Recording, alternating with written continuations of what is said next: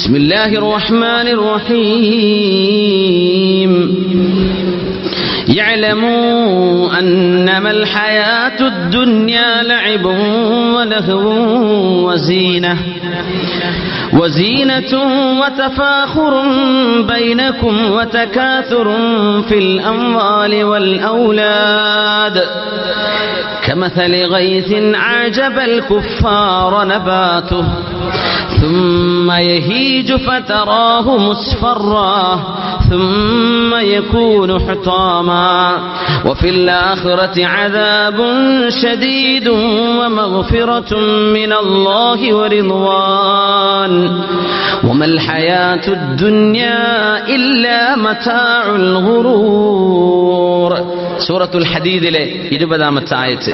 ഇതാണ് ഈ ലോകത്തെ അവസ്ഥ. അതായത് ആളുകൾ ദീനിലേക്ക് വരാതിരിക്കുന്നത്, അള്ളാഹുലേക്ക് വരാതിരിക്കുന്നത്, ഒരു ദഅവത്ത്, അള്ളാഹുലേക്കുള്ള ഒരു ക്ഷണം സ്വീകരിക്കാതിരിക്കുന്നതിന്റെ കാരണം മനുഷ്യൻ ഈ ലോകത്തെ ആർഭാടങ്ങളിലേക്ക് മുഴുകിപ്പോകുന്നതാണ്. ഈ ആശയമാണ് വിശുദ്ധ ഖുർആൻ സൂറത്തുൽ ഹദീദിൽ നമ്മെ പഠിപ്പിക്കുന്നത്.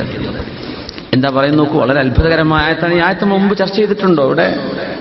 ഇന്നമൽ ഹയാത്തു ദുനിയ, തീർച്ചയായും ഈ ലോകത്തെ ജീവിതം എന്ന് പറയുന്നത് ലഅബുൻ, കളിയാണ്, വലഹ്വുൻ, എന്റർടൈൻമെന്റുകളാണ്, വസീനത്തുൻ, ആർഭാടമാണ്, വതഫാഖുറും ബൈനക്കും, നിങ്ങൾക്കിടയിൽ അങ്ങോട്ടും ഇങ്ങോട്ടും മേന്മ പറയലുമാണ്, ഷോ ഓഫ്.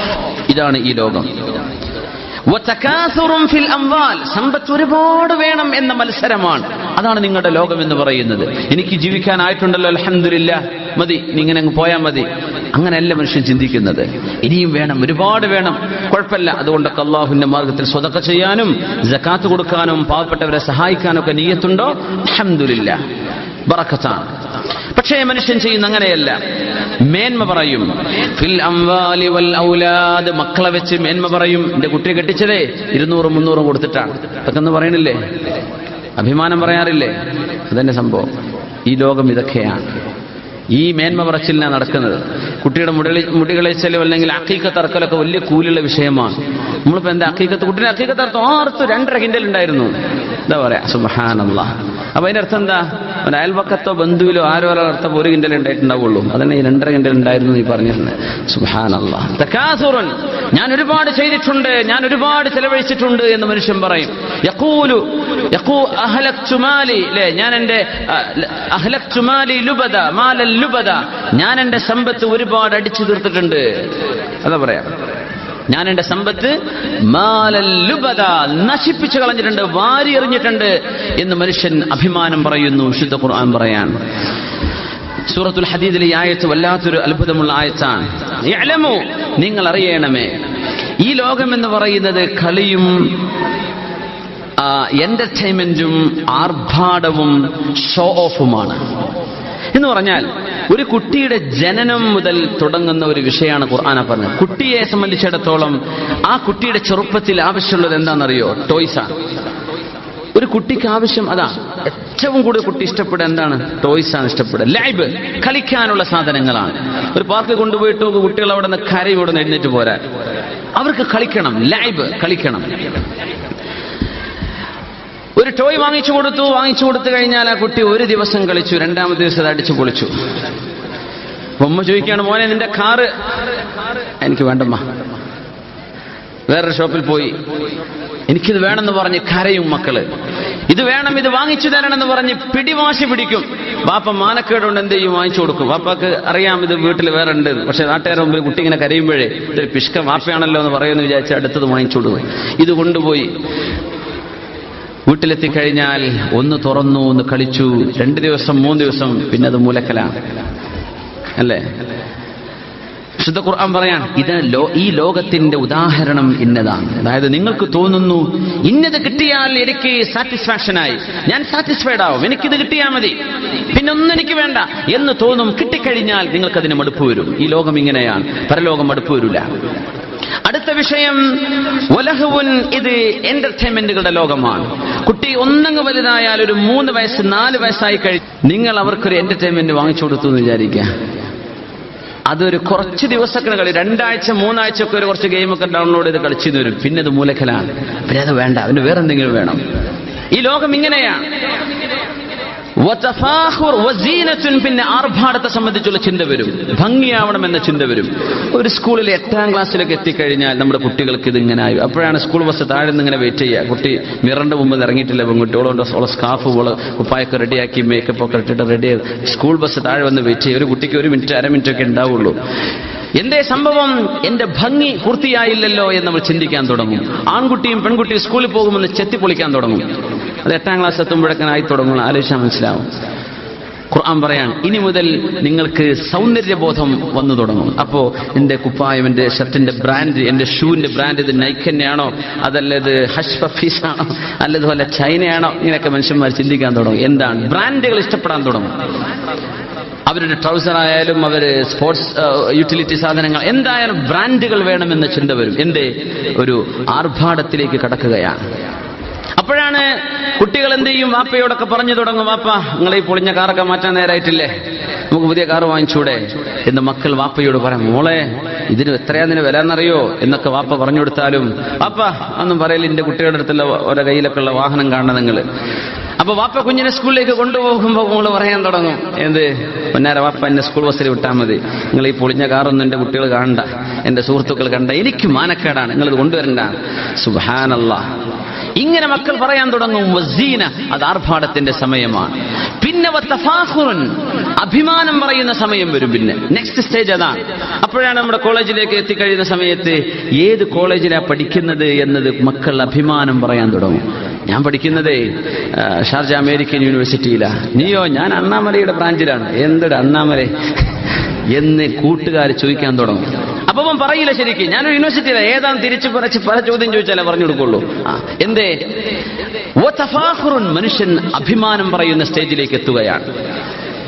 അങ്ങനെ ഒരു കോളേജിൽ പോയി പഠിച്ചു കഴിഞ്ഞു എന്ന് വിചാരിക്കുക, വല്ല മാറ്റമുണ്ടോ, എന്തെങ്കിലും ഉണ്ടോ? ഒന്നുമില്ല. പക്ഷേ മനുഷ്യൻ അങ്ങനെ തോന്നിത്തുടങ്ങും. ഈ ലോകം അങ്ങനെയാണ്. ഒരു പുതിയൊരു ഫോൺ ഇറങ്ങിക്കഴിഞ്ഞു, നിങ്ങൾക്കത് വാങ്ങണമെന്ന് വലിയ ആഗ്രഹം ഉണ്ടായി, നിങ്ങളത് വാങ്ങിച്ചു. വാങ്ങിക്കുന്നവരെ വലിയ ആവേശമാണ്. ഒരാളുടെ കയ്യിൽ കാണും അങ്ങനെ അവന്റെ കണ്ണറ് കൊള്ളുമെന്ന് പേടിയായി പോകും. ആ നിലക്കുള്ള നോട്ടൊക്കെ ആയിരിക്കും. കിട്ടിക്കഴിഞ്ഞാലോ തീർന്നു. അടുത്ത മോഡൽ ഇറങ്ങിക്കഴിയുമ്പോഴേക്കും ഇവന്റെ കയ്യിലുള്ളത് മഞ്ഞയായി പോവാൻ. വിശുദ്ധ ഖുർആൻ പറയുന്നത് നോക്കണേ,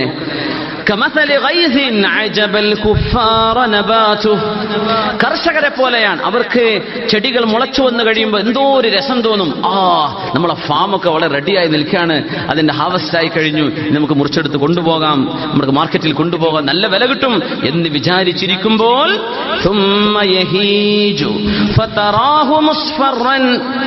അല്ലാഹു തആല അതിനെ നശിപ്പിച്ചു കളയുകയും ആ പച്ചയായി നിന്നത് മഞ്ഞയായി മാറുകയും ചെയ്യുന്നത് കാണാം. ഇങ്ങനെയാണ് ലോകം. മഞ്ഞയായിട്ട് മാറും. കാണാൻ രസമല്ല. പിന്നെ ഒരു വാഹനം മേടിച്ചു, അടുത്ത മോഡൽ ഇറങ്ങുമ്പോഴേക്കും ഇവന് മടി വന്നു. ഇനിയിപ്പം എന്റെ വാഹനം ഓടിച്ചിട്ട് കാര്യമില്ലല്ലോ, മോഡൽ മാറിയില്ലേ, ഈ പഴയ മോഡല്. അങ്ങനെയാ. ഒരു വീട് വെച്ചു. ഗൾഫുകാരുടെയൊക്കെ വലിയ ആഗ്രഹം, അങ്ങനെ ഒരു വീട് വെക്കണം. ചിലരൊക്കെ പറയും ഞാനൊരു 5 സെന്റിലെ വീട് ഇവിടെ അൽഹംദുലില്ലാഹ് അല്ലാഹ് പൂർത്തിയാക്കി തരട്ടെ. 5 സെന്റ് പൂർത്തിയായി കഴിഞ്ഞാൽ അവന്റെ മനസ്സിൽ വന്നു തുടങ്ങും, പടച്ചോനെ ഒരു 10 സെന്റ് ആക്കായിരുന്നു, സൗകര്യമില്ലല്ലോ. ചിലപ്പോൾ വളരെ ചെറിയ പ്ലാനാണ്, വളരെ വീതി കുറഞ്ഞ വളരെ ചെറിയ റൂമുകൾ, അങ്ങനെയൊക്കെയാണ് എന്റെ പ്ലാൻ. ഇൻഷാ അല്ലാഹ് ഒരു 10-15 ലക്ഷം കൊണ്ട് തീർക്കണം എന്നാണ്. ആ 15 ലക്ഷം കൊണ്ട് തീർത്തു കഴിഞ്ഞാൽ അവന്റെ മനസ്സിന് മടുപ്പ് വന്നു തുടങ്ങി, എന്തൊരു സൗകര്യമില്ലല്ലോ എന്ന് തോന്നി തുടങ്ങി. നമ്മുടെ ഹൗസ് വാമിങ് ചെയ്യുന്നു, ഒരുപാട് ആളുകളെ വിളിച്ച് കാണിച്ചു കൊടുക്കൂലേ. നമ്മൾ റൂം വാടക എടുക്കുകയാണെങ്കിലോ അല്ലെങ്കിൽ റെന്റിന് താമസിക്കുകയാണെങ്കിലോ വാങ്ങിക്കുകയാണെങ്കിലോ നമ്മൾ സ്വയം നാട്ടിൽ വെച്ച വീടാണെങ്കിലോ ആളുകളെ വെച്ച് കാണിച്ചു കൊടുക്കാനുള്ളൊരു ത്വര വരും. അതാണ് സീനത്തുൻ വ തഫാഖുറുൻ എന്ന് ഖുർആൻ പറയുന്നു. നിങ്ങൾക്ക് ഇങ്ങനെ ഒരു ആഗ്രഹം വരാറുണ്ട്, അത് ശരിയാണ്, കുഴപ്പമൊന്നുമില്ല. പക്ഷേ നിങ്ങൾക്ക് അല്ലാഹു അത് നൽകിക്കഴിഞ്ഞ് മറ്റൊരാൾക്ക് നിങ്ങളെക്കാളും ഖൈറായത് അല്ലാഹു കൊടുത്തു എന്നറിയുന്ന നിമിഷം നിങ്ങൾക്ക് നിങ്ങളുടെ വീട് പിന്നെ മഞ്ഞയാണ്.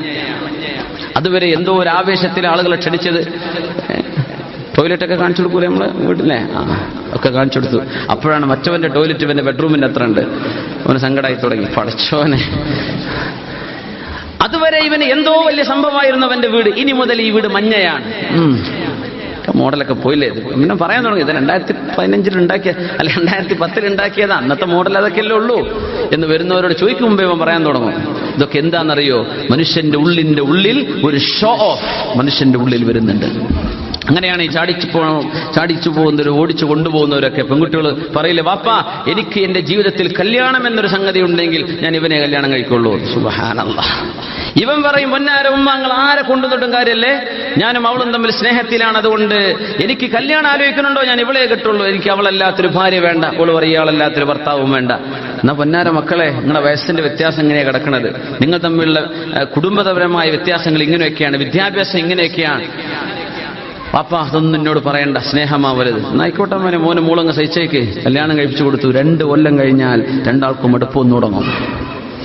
കാരണം കയ്യിൽ കിട്ടുന്നത് വരെ ആവേശം ഉണ്ടാവും, കിട്ടിക്കഴിഞ്ഞാൽ ഈ ആവേശമൊക്കെ പോകും. അതുകൊണ്ട് കട്ട് തിന്നാൽ വല്ലാത്ത രസം ഉണ്ടാവുന്ന ആൾക്കാർ പറയാൻ കാരണം മനുഷ്യന്മാർക്ക് സ്വന്തം ഹലാലിലുള്ളത് മനുഷ്യന്മാർക്ക് അതിന്റെ വില മനസ്സിലാവാറില്ല. അപ്പൊ അച്ചീവ് ചെയ്യണം, എനിക്ക് എത്തിപ്പിടിക്കണമെന്ന ആഗ്രഹം വരും. എനിക്ക് ഇതല്ലാതെ മറ്റൊന്നും വേണ്ട എന്ന് പറയും. കല്യാണം കഴിഞ്ഞ് എന്തെല്ലാം സന്തോഷത്തിലും റാഹത്തിലോ ജീവിക്കുന്നത്, കുറച്ചു കൊല്ലം ഒരു കുഞ്ഞായി 2 കുഞ്ഞായി, അല്ലെങ്കിൽ അവരുടെ ജീവിതത്തിൽ ഒരു 2-3 കൊല്ലങ്ങൾ കഴിയുമ്പോഴേക്കും രണ്ടുപേർക്കും മടുപ്പായി തുടങ്ങി. ആരായി മടുക്കുന്നത്? എനിക്ക് മടുക്കൂല എന്ന് പറഞ്ഞ 2 ആളുകൾ. ഇതാണ് ഈ ലോകം. നിങ്ങൾക്കത് പച്ചയായി തോന്നുന്നു, ഇത് പിന്നെ മഞ്ഞയായി മാറാൻ പോവുകയാണ്. വമൽ ഹയാത്തുദ് ദുനിയാ ഇല്ലാ മതാഉൽ ഗുറൂർ. ഏത് സംഗതി ഇങ്ങനെയാണ്. ഒരു ജോലി കിട്ടണം, ഇന്ന സ്ഥാപനത്തിൽ ജോലി വേണം, അത് കിട്ടിക്കഴിഞ്ഞാൽ ഇത്രയല്ലേ ഉള്ളൂ, ഇത്ര ശമ്പളമൊക്കെ കിട്ടണം എന്നൊക്കെ വലിയ ആഗ്രഹം, അത് കിട്ടിക്കഴിഞ്ഞു ഇത് ഇത്രയല്ലേ, ദുനിയാവ് ഇത്രയേ ഉള്ളൂ എന്ന് മനസ്സിലാക്കിയാൽ മതി. ഖുർആൻ പറയാണ്, ഇത് നിങ്ങൾക്ക് ഏറ്റവും വലിയ സന്തോഷം തരുമെന്ന് നിങ്ങൾക്ക് തോന്നും, പക്ഷെ നിങ്ങൾക്കത് സന്തോഷം തരില്ല. അങ്ങനെയാണ്. നിങ്ങൾക്ക് തോന്നും എനിക്കിത് കിട്ടിയാൽ എന്റെ ജീവിതത്തിന്റെ സൗഭാഗ്യമായി എന്ന്. ആവില്ല. അങ്ങനെയാണ്. അതുകൊണ്ടാണ് നമ്മൾ നാട്ടിൽ നിന്ന് വിസിറ്റ് കൊണ്ടുവരുമ്പോൾ പ്രത്യേകം ശ്രദ്ധിക്കണം എന്ന് പറയാം. വലിയ വലിയ കാര്യങ്ങൾ പറഞ്ഞു കൊടുക്കുക, ഉള്ളതുപോലെ പറഞ്ഞു കൊടുക്കുക. അവൻ ആദ്യം വിസ കിട്ടലായിരിക്കും ആവശ്യം. വിസ കിട്ടി കഴിഞ്ഞാൽ അവന്റെ കോലൊക്കെ മാറും. ഇത് അത്ര ഉള്ളപ്പന്റെ ശമ്പളം, പടച്ച റബ്ബിന്റെ കൂടെ പഠിച്ചവൻ അത്ര കിട്ടുന്നില്ലേ, എന്നൊക്കെ തോന്നി തുടങ്ങും. മനുഷ്യന് ആർത്തി തീരില്ല. വമൽ വിശുദ്ധ ഖുർആൻ പറയുന്നു, നോക്കണം, വഫിൽ ആഖിറതി അദാബുൻ ശദീദും വമഗ്ഫിറത്തും മിനല്ലാഹി വറിദ്വാൻ. നാളെ പരലോകത്ത് അല്ലാഹുവിന്റെ ശിക്ഷയുമുണ്ട്, അല്ലാഹുവിന്റെ പ്രതിഫലവുമുണ്ട്. എന്ത് വേണമെന്ന് തീരുമാനിച്ചോളൂ. ഈ ലോകം ഇങ്ങനെയാണ്. ഇവിടെ കളികളോ തമാശകളോ എന്റർടൈൻമെന്റുകളോ, പാട്ട്, മ്യൂസിക്, ഗാനമേളകൾ, മറ്റു കാര്യങ്ങൾ, എന്റർടൈൻമെന്റുകൾ, ഇതൊന്നും ലോകത്ത് നിർത്താൻ പോകുന്നില്ലെന്ന. ഇതങ്ങനെ പോകും. ദുന്യാവുമായി ബന്ധമുള്ള ആളുകൾക്ക്, അവർക്ക് അല്ലാഹുമായി എടുക്കാൻ സൗഭാഗ്യമില്ലാത്ത ആളുകൾ ഇതിങ്ങനെ നടത്തിക്കൊണ്ടിരിക്കും. ഖിയാമത്ത് നാൾ വരെ നടക്കും ചെയ്യും. അത് ഈ ലോകത്തിന്റെ ഒരു ചിത്രം ഇങ്ങനെയാണ്. വിശുദ്ധ ഖുർആൻ കുറച്ചാളുകൾ കളിയുടെ പിന്നാലെയാണ്, കുറച്ചാളുകൾ എന്റർടൈൻമെന്റുകളുടെ പിന്നാലെയാണ്, കുറച്ചാളുകൾ ഷോ ഓഫ് ആണ്, ആർഭാടം പറയലാണ്.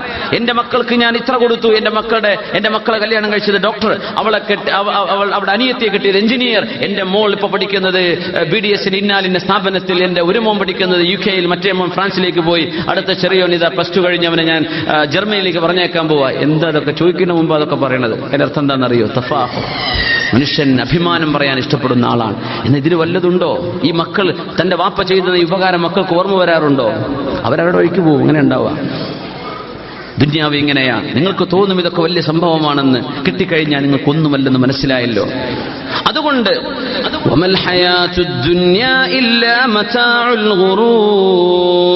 ഇങ്ങനെയാണ് ഈ ലോകത്തിന്റെ അവസ്ഥ. അതുകൊണ്ട് എന്ത് ചെയ്യണം? ഓടി വരൂ, മത്സരിച്ചു വരേണമേ, ഇലാ മഗ്ഫിറത്തിൻ മിർ റബ്ബിക്കും വജന്ന. അല്ലാഹുവിന്റെ പാപമോചനവും സ്വർഗ്ഗവും നിങ്ങൾക്ക് കിട്ടാൻ പോകുന്നുണ്ട്. ആ സ്വർഗ്ഗത്തിലേക്ക് ഓടി വരൂ. ആ സ്വർഗ്ഗത്തിന്റെ വീതി എന്ന് പറയുന്നത് ആകാശഭൂമികളോളം വിശാലമാണ് അള്ളാഹുവിന്റെ സ്വർഗം. വിശാലതയെ ഖുർആൻ പറഞ്ഞു. മുഫസ്സിറുകൾ പറയും, നീളം എത്രയാണെന്നുള്ള പറഞ്ഞിട്ടില്ല, വീതി എത്രയാ പിന്നെ നീളം പറയേണ്ട ആവശ്യമുണ്ടോ? സുബ്ഹാനല്ലാഹ്. ഈ പ്രപഞ്ചത്തിന്റെ വിഡ്ത് ഇങ്ങനെയാണ്. പിന്നെ ലെങ്ത് നിങ്ങൾക്ക് അസ്യൂം ചെയ്താൽ മതി, നിങ്ങൾ ഗസ് ചെയ്താൽ മതി. ഈ പ്രപഞ്ചത്തിന്റെ അനന്തകോടി ഗാലക്സികളുള്ള, ഓരോ ഗാലക്സികളിലും ബില്യൺ കണക്കിന് നക്ഷത്രങ്ങളുള്ള ഈ മഹാപ്രപഞ്ചത്തോളം വീതിയുള്ളതാണ് അള്ളാഹുവിന്റെ സ്വർഗം. അങ്ങോട്ട് വരുന്നുണ്ടോ? അവിടെ മടുപ്പില്ല. അങ്ങോട്ട് നിങ്ങൾ വരുന്നുണ്ടോ? സൽക്രമം ചെയ്യുന്നുണ്ടോ? ജീവിതത്തിൽ ഇടപെടുന്ന എല്ലാ ഇടപാടുകളും അള്ളാഹുവിനെ മുൻനിർത്തി ചെയ്യുന്നുണ്ടോ? അള്ളാഹുവിന്റെ പ്രവാചകരായ മുഹമ്മദ് നബി സ്വല്ലല്ലാഹു അലൈഹി വസല്ലം തങ്ങൾ കൊണ്ടുവന്നതും വിശുദ്ധ ഖുർആനിലൂടെയും നബി തങ്ങളുടെ ജിഹ്വയിലൂടെയും അള്ളാഹു പഠിപ്പിച്ചതുമായ നന്മകൾ പിൻപറ്റുന്നവർക്കാണിത്. ദാലിക ഫദ്ലുല്ലാഹ്, ഇത് അള്ളാഹു നൽകുന്ന ഔദാര്യമാണ്.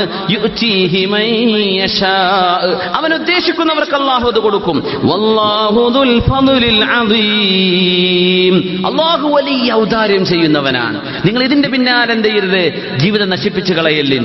ദുനിയാവിൽ അല്ലാഹുമ്മ ജഅൽ ഖൂത ആലി മുഹമ്മദിൻ കഫാഫ എന്ന് റസൂലുള്ളാഹി സ്വല്ലല്ലാഹു അലൈഹി വസല്ലം ദുആ ചെയ്യുമായിരുന്നു. അല്ലാഹുവേ, എന്റെയും എന്റെ കുടുംബത്തിന്റെയും വരുമാനം ഞങ്ങൾക്ക് ആവശ്യമുള്ളത്ര മതി, ഒരുപാട് വേണ്ട, ഞങ്ങളുടെ ആവശ്യം നടന്നു പോകാനുള്ളത് തരണമേ എന്ന് ദുആ ചെയ്യുമായിരുന്നു റസൂലുള്ളാഹി സ്വല്ലല്ലാഹു അലൈഹി വസല്ലം. صلوا على النبي محمد وآله. اللهم صل على سيدنا محمد وعلى آل سيدنا محمد وبارك وسلم عليه. جزاكم الله خيرا. നിങ്ങളുടെ ദുആയിലേക്ക് ഉൾപ്പെടുത്തണേ എന്ന് വസിയത്ത് ചെയ്തുകൊണ്ട് അസ്സലാമു അലൈക്കും വറഹ്മത്തുള്ളാഹി വബറകാതുഹു.